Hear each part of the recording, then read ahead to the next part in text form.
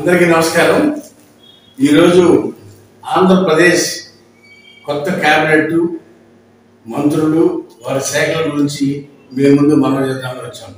ముఖ్యంగా గడిచిన 12వ తారీఖు నాడు ఆంధ్రప్రదేశ్ ప్రభుత్వం యొక్క మంత్రివర్గ ప్రమాణ స్వీకారం భారతదేశ ప్రధానమంత్రి మోడీ గారు, అమిత్ షా గారు లాంటి ప్రముఖుల మధ్యలో ఈ ప్రమాణ స్వీకార కార్యక్రమం జరిగింది। బుధవారం నాడు 12వ తారీఖు నాడు। ఇకపోతే నేడు 14వ తారీఖు శుక్రవారం నాడు చంద్రబాబు నాయుడు గారు వారి మంత్రులకి శాఖలు కేటాయించారు। పోతే ముఖ్యంగా ముఖ్యమంత్రి గారు నారా చంద్రబాబు నాయుడు గారు వారి వద్ద శాంతి భద్రతలు, సాధారణ పరిపాలన, మంత్రులకు కేటాయించిన మిగిలిన శాఖలన్నీ కూడా ముఖ్యమంత్రి చంద్రబాబు నాయుడు గారికి ఉన్నాయి। రెండు పవన్ కళ్యాణ్ గారు, జనసేన అధినేత పవన్ కళ్యాణ్ గారికి డిప్యూటీ చీఫ్ మినిస్టర్ గారు, పంచాయతీరాజ్, గ్రామీణాభివృద్ధి, గ్రామీణ నీటిపారుదల, సైన్స్ అండ్ టెక్నాలజీ, పర్యావరణం, అటవీ శాఖ లాంటి మంత్రులు అనేక శాఖలు కేటాయించి వారికి అత్యున్నతమైన పీఠాన్ని చెప్పకుండానే కల్పించారు ముఖ్యమంత్రి నారా చంద్రబాబు నాయుడు గారు।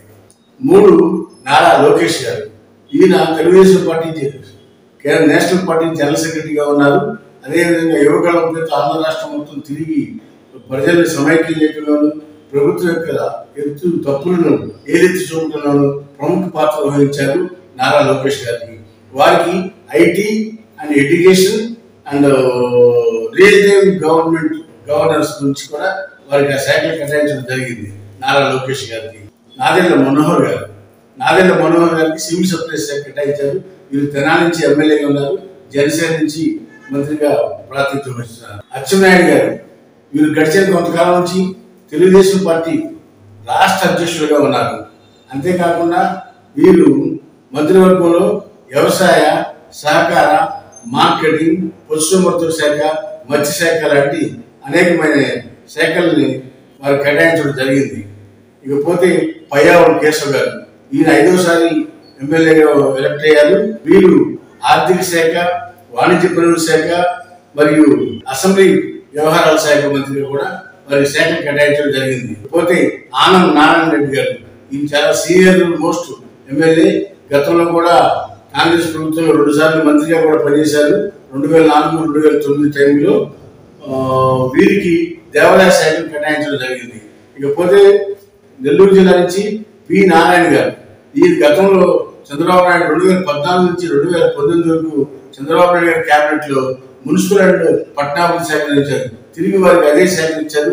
దానికి కారణం అమరావతి డెవలప్మెంట్ మీద ప్రత్యేకమైన శ్రద్ధ పెట్టేందుకు చంద్రబాబు గారు తీసుకున్న నిర్ణయంగా చెప్పారు। ఎన్ఎండి ఫరూక్, ఈయన నంద్యాల నుంచి ప్రాతినిధ్యం వహించారు।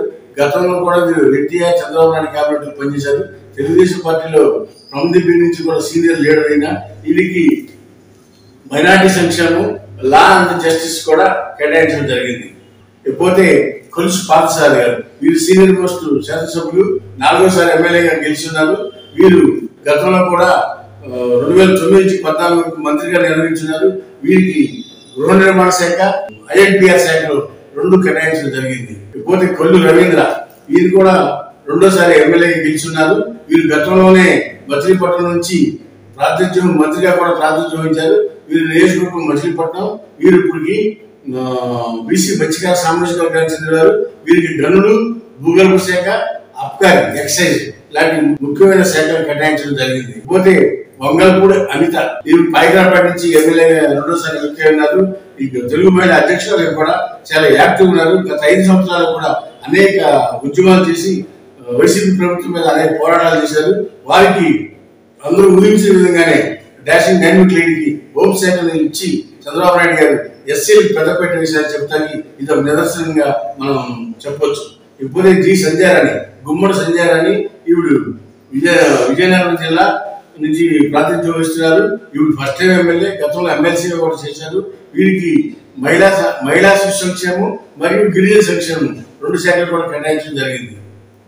ఇకపోతే అనగాని సత్యప్రసాద్, ఈయన రేపల్లి నుంచి 2014-2019 గెలిచి వరుసగా 2024లో కూడా 3వసారి గెలిచారు। వీరికి important portfolio, revenue and stamps, registrations important శాఖలను కేటాయించడం జరిగింది। ఇకపోతే ఎస్ సవిత, ఈవిడ కురుగు సామాజిక వర్గానికి చెందినవారు, అనంతపూర్ జిల్లా. ఈవిడికి బీసీ సంక్షేమం మరియు హ్యాండ్లూమ్స్, టెక్స్టైల్స్ లాంటి శాఖల్ని కేటాయించడం జరిగింది. కొన్ని టీజీ భరత్, ఈయన ఒరిజినల్ గా కర్నూలు నుంచి ఫస్ట్ టైం గెలిచారు. ఈయన ఒరిజినల్ గా పారిశ్రామికవేత్త. ఈయన తండ్రి గారు టీజీ వెంకటేష్ గారు కూడా తెలుగుదేశం పార్టీలో పనిచేశారు. వారి గతంలో మంత్రిగా పనిచేశారు, రాజ్యసభ మెంబర్గా పనిచేశారు. వారి కుమార్ టీజీ బస్ ఇండస్ట్రియలిస్టు. వారి పరిశ్రమల శాఖ, వాణిజ్య, ఆహార శుద్ధి లాంటి శాఖలు కేటాయించి యువకులకి పెద్దపేట వేశారని చంద్రబాబు నాయుడు గారు చెప్పారు. ఈ గొట్టుపాటి రవి గారు 5వ ఎమ్మెల్యే, ఈయన డాషింగ్ ఎమ్మెల్యే, ప్రకాశం జిల్లా నుంచి. గత ప్రభుత్వం అనేక ఇబ్బందుల్ని ఫేస్ చేసి పార్టీ మారమని వైసీపీ వాళ్ళు ఒత్తిడి పెట్టినా కూడా మారకుండా 5 సార్లు వరుసగా ఒకే నియోజకవర్గంలో గెలుచుకుంటూ వచ్చిన డాషింగ్ లీడర్. ఈయనకి విద్యుత్ శాఖను కేటాయించారు. నిమ్మల రామనాయుడు గారు, ఈయన పార్కుల నుంచి వరుసగా 3సారి గెలిచారు. ఈయన లెక్చరర్ గా పనిచేశారు గతంలో. ఈయన శాసనసభ్యులుగా కూడా 3 సార్లు కంటిన్యూగా హ్యాట్రిక్ సాధించారు. నిమ్మల రామనాయుడు గారికి జలవనరుల అభివృద్ధి శాఖని, ఇరిగేషన్ మినిస్టర్ గా శాఖను కేటాయించడం జరిగింది. ఇకపోతే బీసీ జనార్దన్ రెడ్డి గారు, బంగారపల్లి, కర్నూలు జిల్లా. ఈయనకి రోడ్లు, భవనాలు, మౌలిక సదుపాయాలు, ఇన్ఫ్రాస్ట్రక్చర్ డెవలప్మెంట్ సంబంధించిన శాఖని ఇవ్వటం జరిగింది. పోతే ఇక బీజేపీ నుంచి ధర్మవరం శాసనసభ్యుడు, ఫస్ట్ టైం ఎమ్మెల్యేగా గెలిచారు, సత్యకుమార్ యాదవ్ గారు. వీరికి ఆరోగ్యము, కుటుంబ సంక్షేమం ప్లస్ ఎడ్యుకేషన్, హెల్త్ ఎడ్యుకేషన్ గురించి కూడా 3 శాఖలు కేటాయించడం జరిగింది. ఇకపోతే వాసవశెట్టి సుభాష్, ఈయన తూర్పుగోదావరి జిల్లా శెట్టిపల్లి సామాజిక వర్గానికి చెందిన వ్యక్తి. ఫస్ట్ టైం ఎమ్మెల్యే అయ్యారు. వారికి కార్మిక శాఖను కేటాయించడం జరిగింది. ఇకపోతే జనసేన నుంచి 3వ మంత్రి ఇచ్చారు. వారు కందులు దుర్గేష్ గారు. నిడదవోలు నుంచి ఫస్ట్ టైం ఎమ్మెల్యే గెలిచారు. గతంలో కాంగ్రెస్ టైంలో ఎమ్మెల్సీకి పనిచేసిన అనుభవం ఉంది. వారికి పర్యాటక, సాంస్కృతిక, సినిమాటోగ్రఫీ లాంటి 3 శాఖలు ఇచ్చి వారికి పెద్దపేట వేశారని చెప్పక తప్పదు. ప్రకాశం జిల్లా నుంచి కొండేపల్లి నుంచి డాక్టర్ బాల వీరాంజనేయ స్వామి గారు. ఈయన ఎస్సీ మానవ సామాజిక వర్గానికి చెందిన వ్యక్తి. వీరికి సోషల్ వెల్ఫేర్ మినిస్టర్ గా సోషల్ వెల్ఫేర్ మరియు దానికి సంబంధించిన శాఖల్ని కేటాయించడం జరిగింది. కడప జిల్లా రాయచోటి నుంచి ఫస్ట్ టైం ఎమ్మెల్యే గెలిచిన మందాడి రామప్రసాద్ రెడ్డి గారికి transport and youth services minister గా ఇవ్వడం జరిగింది. ఇకపోతే విజయనగరం జిల్లా Gajapathinagaram constituency first time MLA గెలిచిన కొండపల్లి శ్రీనివాస్ గారు. ఈయన ఎన్ఆర్ఐ, అమెరికాలో ఎంఎస్సీ వచ్చాడు. ఈయనకి ఎంఎస్సీ చిన్న తరహా పరిశ్రమలు, ఎన్ఆర్ఐ ఎంపవర్మెంట్ అండ్ రిలేషన్షిప్ మీద కూడా వారికి శాఖను కేటాయించడం జరిగింది.